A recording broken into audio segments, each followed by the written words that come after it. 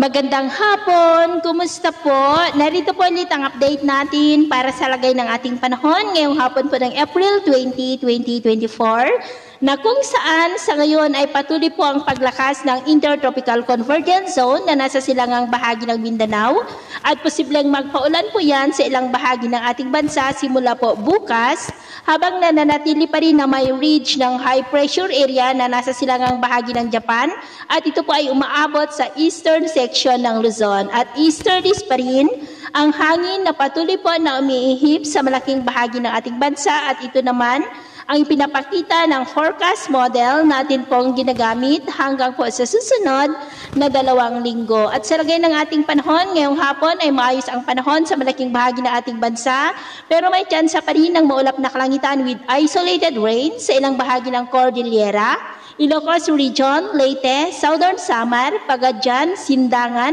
Zamboanga del Sur at Holoslu. At mamayang gabi, maayos pa rin ang panahon sa malaking bahagi ng ating bansa pero may tsansa pa rin ng mga isolated rains sa ilang bahagi ng Cebu at Lanao del Sur. At sa atin naman po ang mga baybayin, wala naman po tayong nakataas na anumang gale warning signals.